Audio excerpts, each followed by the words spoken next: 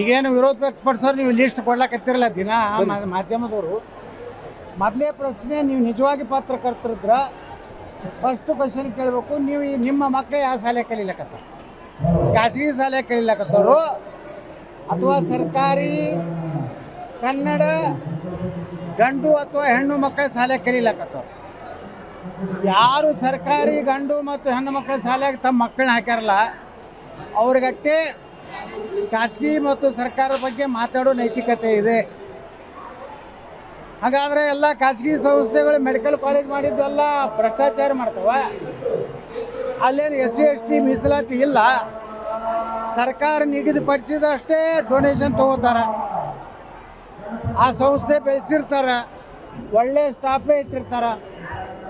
ಈಗ ಸರ್ಕಾರ ಬಳಿ ನಮ್ಮ ದುಡ್ಡಿಲ್ಲ, ನಾವು ಪ್ರೈವೇಟ್ ಮತ್ತು ಪಬ್ಲಿಕ್ ಒಂದು ಇದರದಿಂದ ನಾವು PPP ಮಾಡೆಲಲ್ಲಿ ಮಾಡ್ತೀನಂದ್ರೆ, ಇದೇ ಶಿವಾನಂದ ಪಾಟೀಲ್ ಆರೋಗ್ಯ ಮಂತ್ರಿ ಇದ್ದ, ಅವಾಗ ಯಾಕೆ ಮಾಡಲಿಲ್ಲ ಸರ್ಕಾರಿ ಮೆಡಿಕಲ್ ಕಾಲೇಜು?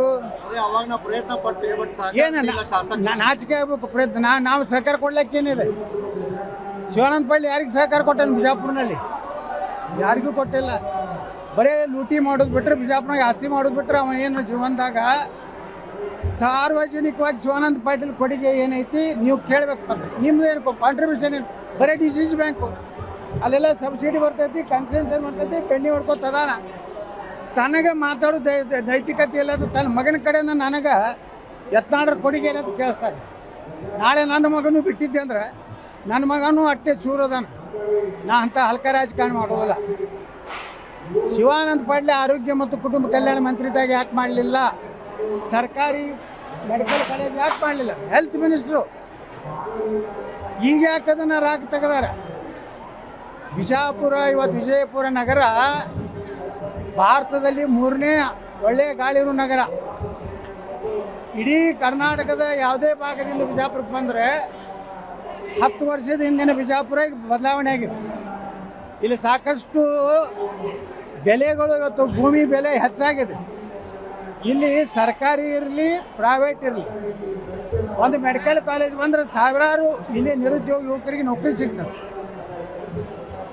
ನೀವು ಮಾಡು, ನಿಮ್ಮ ತಮ್ಮಿದೆಯಾ ಶಿವಾನಂದ ಪಾಟೀಲ್? ನೀನು ಬೆನ್ನು ಹತ್ತದಂಥ ಜಿಲ್ಲೆಗಳ ಕಡೆ ನೀನು ಸ್ಟೇಟ್ಮೆಂಟ್ ಕೊಡ್ತಾ ಇದೆಯಲ್ಲ. ವಿರೋಧ ಕಾರಣ ಅಂದರೆ ಬಿಜಾಪುರ ಡೆವಲಪ್ಮೆಂಟ್ ಆಗ್ತದೆ, ಇನ್ನೊಂದು ಮೆಡಿಕಲ್ ಕಾಲೇಜ್ ಆಗ್ತದಲ್ಲ. ಇಲ್ಲಿ ಸಾವಿರಾರು ನಮ್ಮ ನಿರುದ್ಯೋಗ ಯುವಕರಿಗೆ ಕೆಲಸ ಆಗ್ತದೆ, ಡಾಕ್ಟರ್ಸಿಗೆ ಒಂದು ಉದ್ಯೋಗ ಆಗ್ತದೆ. ಅದರಿಂದ ವಿಜಯಪುರದ ಆರ್ಥಿಕ ಸ್ಥಿತಿ ಬದಲಾವಣೆ ಆಗ್ತದೆ. ಇದು ಮತ್ತೆ ಯತ್ನಾಳಿಗೆ ಕ್ರೆಡಿಟ್ ಹೋಗ್ತದೆ. ಇವತ್ತು ನಾನೇ ತಗೋತೀನಂತಿಲ್ಲ, BID ಅವರು ತೊಗೋಬೋದು, KLE ಅವರು ತೊಗೋಬೋದು. ಯಾರು ಟೆಂಡರ್ ಹಾಕ್ತಾರೋ ಅವ್ರಿಗೆ ಆಗ್ತದೆ. ನನಗೆ ಈ PPP ಮಾಡೆಲ್ ನಾನು ತೊಗೋಬೇಕು ಅನ್ನೋ ಹುಚ್ಚೇನಿಲ್ಲ. ನಾ ಪ್ರೈವೇಟ್ ಮತ್ತೊಂದು ಮೆಡಿಕಲ್ ಕಾಲೇಜ್ ಮಾಡ್ತೀನಿ. ಏನು ಯಾವುದು PPP ಮಾಡೆಲ್ ಬೇಡ, ಏನು ಬೇಡ.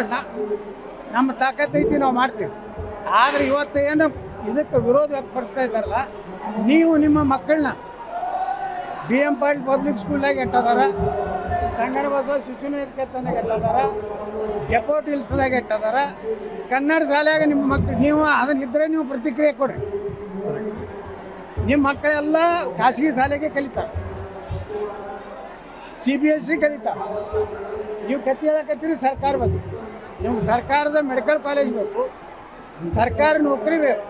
ಆದರೆ ಖಾಸಗಿ ಶಿಕ್ಷಣ ಸಂಸ್ಥೆ ನಿಮ್ಮ ಮಕ್ಕಳು ಕಲಿಬೇಕು. ಯಾಕಂದ್ರೆ ನಿಮ್ಮ ಮಕ್ಕಳು ಹುಷಾರಾಗ ನೋಡಿರಿ. ಸರ್ಕಾರ PPP ಮಾಡೆಲ್ ಅಂದ್ರೆ ಒಂದು ಗೈಡ್ಲೈನ್ಸ್ ಇರ್ತದೆ. ಬಡ ಮಕ್ಕಳಿಗೆ ಅನಾನುಕೂಲ ಆಗಲ್ಲ. ಏನು ಅನಾನುಕೂಲ ಆಗ್ತದೆ ಹೇಳ್ರಿ? ಬಡ ಮಕ್ಕಳಿಗೆ ಈಗ ಏನು ಅನಾನುಕೂಲ? ಸ್ಕೂಲ್ನಾಗ ಮೆಡಿಕಲ್ ಕಾಲೇಜ್ನ ಪುಕ್ಕಟ್ ಹಂಗೆ ನಡೀದಿಲ್ಲ. ಅಲ್ಲೂ ಫೀ ಕೊಟ್ಟೇಬೇಕು. ಮೆರಿಟ್ ಇದ್ದವ್ರಿಗೆ ಎಲ್ಲಾದ್ರೂ ಮೆರಿಟ್ನಾಗ ಸಿಕ್ಕೇ ಸಿಗ್ತದೆ. ಯಾರು ಸರಿಯಾಗಿ ಪರ್ಸೆಂಟೇಜ್ ಮಾಡೋದಿಲ್ಲ ಅವರು ಡೊನೇಷನ್ ಕೊಟ್ಟು ಹೋಗ್ತಾರೆ. ಬಡವರಿಗೇನು ಕೊಡ್ತಿಲ್ಲ. SC ST ಮೀಸಲಾತಿ ಒಳಗೇನು ತೊಂದರೆ ಆಗೋದಿಲ್ಲ. ಮೆರಿಟ್ ಇದ್ದವ್ರಿಗೆ ತೊಂದರೆ ಆಗೋದಿಲ್ಲ. ಮೆರಿಟ್ ಇದ್ದವ್ರಿಗೆ ಸರ್ಕಾರಿ ಏನು ನಿಗದಿಪಡಿಸಿದ ಹಣ ಅಟ್ಟೆ ತೊಗೋಬೇಕು. ಉಳ್ಕಿ ತೊಗೊಂಡ್ರೆ ಆ ಮಾನ್ಯತೆ ರದ್ದಾಗ್ತದೆ. ಇಟ್ಟು ಕಾಮನ್ ಸೆನ್ಸ್ ಇಲ್ಲದ ಕೆಲವು ಮಂದಿ ಮಾತಾಡಕತ್ತಾರೆ. ಬ್ಯಾಡ ಅಂದ್ರೆ ಬಿಡಲಿ, ನನಗೇನಾಗೋದಿಲ್ಲ. ನಾನೇನು ಅದರಿಂದ ಏನು ದೊಡ್ಡ ಆಘಾತ ಏನಾಗೋದಿಲ್ಲ. ಇದೇನೋ ಒಬ್ಬರು ತಿಂಡಿ ಬಳಸ್ಲಕತ್ತಾರೆ ಬಿಜಾಪುರನಾಗ. ಅದು ಶಿವಾನಂದ ಪಾಟೀಲ್ಗೆ ಏನಾಗೈತಿ, ಹತಾಶೆ ಆಗಿಬಿಟ್ಟು ಜಿಲ್ಲೆಯ ಕಂಟ್ರೋಲ್ ಕಳ್ಕೊಂಡ. ಏನೂ ನಡೆಯಲಾಗಿದೆ. ಅದಕ್ಕೆ ಇಂಥವೆಲ್ಲ ರಾಗ ಪ್ರಲಾಪಗಳ ಮಾಡ್ಯಾರ.